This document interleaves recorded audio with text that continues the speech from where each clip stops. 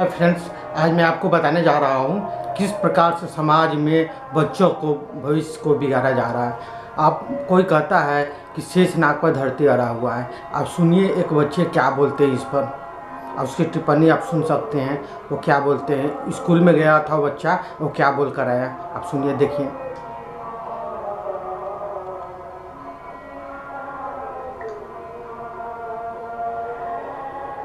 ये गलत बोल रहा है सर। धरती सूर्य का चक्कर कैसे लगा सकती है? धरती तो शेषनाग के सर पर विराजमान है। अरे चुप रह राहु, नहीं तो मुझे ही ग्रहण लग जाएगा। अरे इतना जल्दी कैसे आ गए? तबीयत तो ठीक है?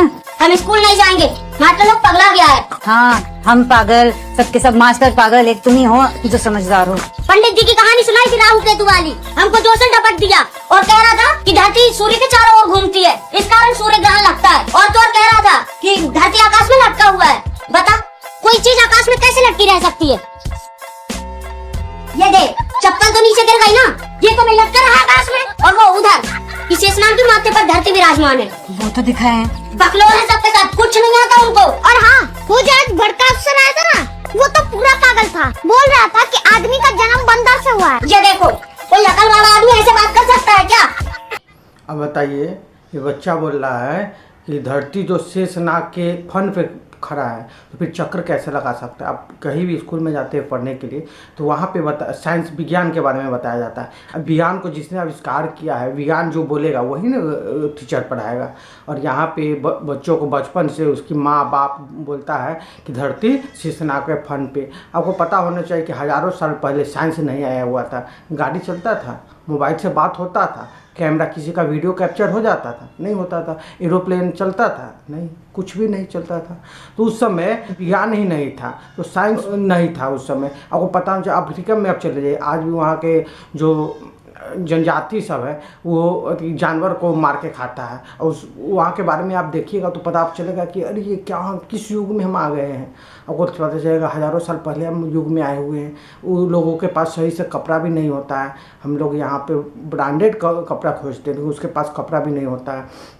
वैसा कपड़ा पहन कर लोग रहते हैं और जानवर को मार देते हैं, मार के लिया कर घर पर और उबाल कर खाते हैं। खाना बनाकर हम लोग अच्छा से खाते हैं, मसाला डालकर खाते हैं, तेल डालकर खाते हैं, फ्राई करके अच्छा से बना कर खाते हैं। लेकिन वो लोग पानी में उबाल कर खाता है, उसका भी आप देख सकते हैं।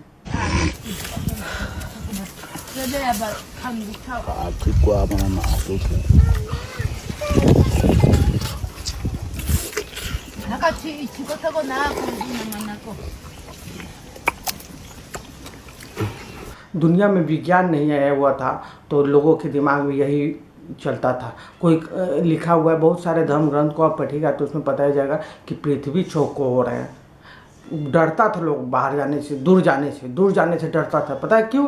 कहता था कि चौको हो रहे, गिर जाएंगे जाकर, इसलिए डरता था लोग, जाना नहीं चाहता था कहीं पर भी। अब खोज हुआ, डिस्कवरी हुआ, पता चला कि पृथ्वी तो गोल है। पृथ्वी अपने अक्ष पे भी घूर्णन कर रही है और सूर्य के भी चारों ओर घूम रही है। तो ये सब पता था नहीं। ग्रेविटेशनल फोर्स के बारे में पता था किसी को नहीं। आपको पता होना चाहिए, पृथ्वी से जब आउट ऑफ स्पेस जाते हैं, पृथ्वी से बाहर जाते हैं, तो वहाँ पर ग्रेविटेशनल फोर्स नहीं है। तो वहाँ पर जो भी वस्तु को फेंक दीजिएगा, जैसे फेंकेगा वैसे ही नचेगा, गिरेगा नहीं। तो ग्रेविटेशनल फोर्स के कारण ना नीचे खोजता है। न्यूटन ने ग्रेविटेशनल का खोज किया था, तो उसके कारण ना कोई भी वस्तु नीचे में गिरता है। तो बच्चा का कथन है कि हम बॉल तो ऊपर फेंक रहे हैं तो नीचे गिर रहा है। अभी बच्चा है, उसका दिमाग उतना विकसित नहीं हुआ है। बचपन से उसके माँ बाप ने दिमाग में डाल दिया है कि पृथ्वी शेषनाग पर खड़ा है, तो जाकर टीचर से भिड़ंत कर लेता है। पहला पाठशाला जो बच्चा का होता है वो माँ बाप ही होता है। माँ बाप जो सिखाता है बच्चा उसी पर चलता रहता है। बचपन से उसे धर्म ग्रंथ में फंसाया जाता है। भगवान को बोलता है कि से हमको भगवान ने बनाया। आपको पता है तो मनुस्मृति आपको पढ़िए। मनुस्मृति में लिखा हुआ है, ब्राह्मण मुख से पैदा हुआ, क्षत्रिय भुजा से पैदा हुआ, वैश्य नाभि से पैदा हुआ और शूद्र पैरों से पैदा हुआ। इस तरह का धर्म ग्रंथ में लिखा हुआ है मनुस्मृति में। आपको पता होना चाहिए, क्या इंसान मुख से पैदा हो सकता है? और मुख से कहता है, बहुत लोग तो बोलता है कि हम तो ब्राह्मण मुख से पैदा हुए, हम तो सबसे श्रेष्ठ है। आपको पता होना चाहिए, देख सकते हैं वो वीडियो। भगवान के मुख से ब्राह्मण, भुजाओं से क्षत्रिय, जंघाओं से वैश्य, चरणों से शूद्र का प्राकट्य हुआ। ये मैं नहीं कह रहा, वेद कह रहे हैं। तो जब व्यवस्था बनी है तो उस व्यवस्था को फॉलो की जाए ना। दुनिया में इंसान एक तरह से पैदा होते हैं, एक लोग गर्व महसूस करते हैं कि मुख से पैदा हुए। अब ये इतना विज्ञान, इतना टेक्नोलॉजी इतना आगे बढ़ गया, वो पता मोबाइल से लोग किस तरह से बात कर लेते हैं, कहाँ से कहाँ। यहाँ से हमको अमेरिका बात करना होगा, एक कॉल लगाएंगे वहाँ से वॉइस आ जाता है, वीडियो कॉल भी हो जाता है। वहाँ पे कितना जल्दी में आज ट्रांसफॉर्म हो जाता है, कितना जल्दी में आ जाता है, हम लोग बात कर लेते हैं। तो विज्ञान अगर उस समय आया हुआ रहता तो लोग इसको जादू ही न समझते। बच्चा को ले जाइए और जंगल में छोड़ दीजिए, उस ट्राइब रहते हैं जंगलों में, उस तरह से बच्चा को छोड़ दीजिए, उसको विज्ञान से नहीं, तो वो ये सब देख कर आश्चर्य करेगा। वो घर को देख कर आश्चर्य करेगा, गाड़ी को देख कर आश्चर्य करेगा, एरोप्लेन को देख कर आश्चर्य करेगा, हर चीज़ को देख कर आश्चर्य करेगा, वो मोबाइल को देख कर आश्चर्य करेगा। उसे छोड़ कर देख सकते हैं। तो ये होता है, उनसे दिमाग में क्या अपडेट डालना है, ये तो माँ बाप अच्छी तरह से समझ लें। माँ बाप के लिए ज़रूरी है कि बच्चों को हम क्या डाल रहे हैं। इस तरह से आप गलत संदेश डालेंगे दिमाग में कि शेषनाग पे पृथ्वी का खड़ा हुआ शेषनाग पे है, तो बच्चा क्या पढ़ेगा। वो बच्चा जो होता है वो सवाल जवाब करता ही है, तो करेगा ही, बोलेगा ही, वो खुद को सही बनाना चाहेगा, दूसरों को गलत बनाना चाहेगा। अब स्कूल में ये टीचर पढ़ा रहे थे, बच्चे से लोग लड़ रहे हैं टीचर से ही कि हम स्कूल नहीं जाएंगे, बताइए। और स्कूल जाकर छोड़ दिया, आप ही पढ़ाइए उसको, घर पर पढ़ा सकते हैं उसको, पढ़ाइएगा कि शेषनाग पर खड़ा है और जाके कोई जॉब कर पाइएगा। ये सब सिखा दीजिए। आप दिन भर पूजा पाठ करते हैं, आपको क्या मिला है? आपको अभी ज़िंदगी का रिवाइंड करके देखिए कि हमको क्या मिला है। कुछ मिला है आपको? ज़िंदगी का रिवाइंड कीजिए एक बार, आप देखिए कि कुछ मिला है आपको। तो इस सबसे कुछ नहीं मिलता। पूजा पाठ करने से अगर मिलना रहता तो पंडितों को मिलता, कि दिन रात पूजा करता है, भगवान के करीब रहता। कहता है पंडित सब कि हाँ भगवान से डायरेक्ट कांटेक्ट में है। मुझे इस तरह से मोबाइल से तो मोबाइल कांटेक्ट में, तो बीच में कर क्या है नेटवर्क, तो नेटवर्क बन जाता है। इस तरह से आप सिखाइएगा बच्चों को तो पढ़ पाएगा? नहीं पढ़ेगा। विज्ञान के बारे में सिखाइए बचपन से। ये सब पाखंड को छोड़िए, अंधविश्वास को छोड़िए, ये बहुत ज़रूरी है। मनु स्मृति में तो ऐसा गलत शब्द लिखा गया है जिसे देखकर आपको भी खून खौल उठेगा। अब मनुष्य का कुछ अंश जो महाशय बोल रहे हैं सुनिए। ब्राह्मण एक जाति का एक वर्ण, क्षत्रिय एक जाति का एक वर्ण, और वैश्य मारवाड़ी एक जाति का एक वर्ण, और बाकी जितने बच गए सब शूद्र न है। अहिर से लेके लोहार से लेके कुहार से लेके तेली से लेके नोनिया से लेके भौर से लेके जो कुर्मी है, चनऊ है, सैतवार है, धोबी है, दुसाद है, धरिकार है, पासी है, गोंड है, कमकर है, ये सब जातियां तो शूद्र हैं। 7000 सारी जातियां शूद्र हैं।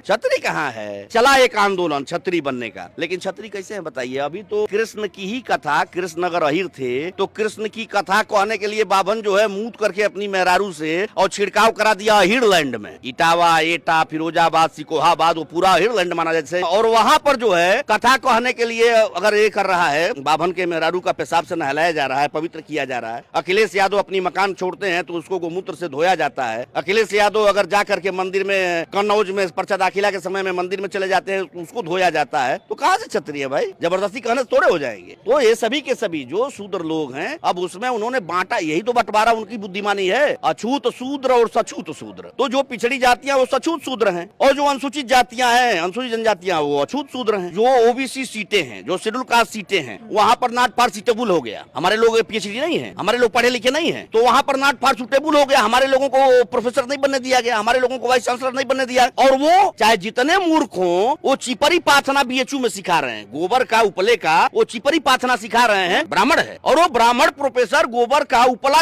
पाथना सिखा रहा है बीएचयू के अंदर। दिल्ली के अंदर वो आरएसएस की है, दिल्ली यूनिवर्सिटी की एक प्रिंसिपल, वो गोबर से जो है दीवारों को अपने खड़ा होकर लिप रही थी, आपने देखा था? तो गोबर से वो लिप रही है, तो गोबर से लिपने वाली प्रिंसिपल है, गोबर का चिपरी पाथने वाला प्रोफेसर है, और हमारा आदमी जो है वो नॉट फॉर सूटेबल करके चौराहे पर खड़ा है पीएचडी करके। तो यही तो वर्ण व्यवस्था है, हिंदुत्ववादी व्यवस्था है। शूद्र लोग तो सारी जातियां हैं, ब्राह्मण, क्षत्रिय और वैश्य को छोड़ दीजिए। तो आपको पता होना चाहिए कि डॉक्टर माइकल वमसाद ने सर्च कर दिया है R1A1 DNA। R1A1 DNA ब्राह्मणों का है, L3MN DNA ST SC ST OBC और अल्पसंख्यक का है। अल्पसंख्यक में सिख, ईसाई, बौद्धिस्ट और मुस्लिम है। तो इन लोगों का L3MN है, लेकिन R1A1 DNA ब्राह्मणों का है। तो ब्राह्मण यहाँ का नहीं है, मूल निवासी यहाँ का नहीं है, बाहर का है। मूल निवासी ये है, अब मूल निवासियों का हक माने कि कोई भी आता है तो गुलाम ही बनाता है। कोई भी दूसरा देश वासी आकर, जैसे अंग्रेज आकर भारत में क्या किया, गुलाम बनाया। मुग़ल आकर भारत में क्या किया, गुलाम बनाया। तो विदेशी ब्राह्मण भी आकर भारत में गुलाम बनाए लोगों को। यही लोग मनुस्मृति लिखे। मनुस्मृति में तो लिखा गया है कि अगर कोई सुन रहा है, कोई भी पहले धर्म ग्रंथ, पहले शिक्षा के मामले में क्या था, धर्म ग्रंथ था, तो अगर सुन रहा है वेद कोई सुन लेता था का, तो उसके कान में शीशा पिघलाकर डाल दिया जाता था। मनुस्मृति में ये लिखा हुआ है। उसके बाद में बोलने पर कोई वेद ग्रंथ के बारे में उच्चारण कर दिया तो उसका जीव काट दिया जाता था। आप मनुस्मृति के ग्रंथ को एक बार पढ़ लीजिएगा ना, तो आपको खुद से नफरत होने लगा कि मेरे बारे में इतना गलत बात बोले हुआ है, हम लोगों के बारे में इतना गलत बात बोले हुआ है। ये सब पढ़ने की ज़रूरत है।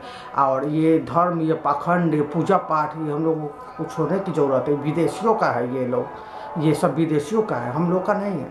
R1 A1 DNA ही ब्राह्मणों का है, ब्राह्मण विदेशियों का है। L3MN DNA, आजकल क्या होता है, साइंस आया तो उस DNA से पता चल जाता है कि कौन किसका वंशज है। तो हम लोग का L3MN है। और बाइक पर लिखाते हैं ना कि हम ये कास्ट है, ये कास्ट, इससे अच्छा लिखिए कि L3MN DNA, mine L3MN DNA, ये लिखने की ज़रूरत है। और R1 A1 DNA को विदेशी लिखिए, ये बहुत ज़रूरी है कि फिर से हम लोग को गुलाम बनाया जा सकता है। क्यों नहीं, मनुस्मृति ग्रंथ को आप पढ़िएगा ना तो आप खून खौल उठेगा, मैं कह रहा हूँ।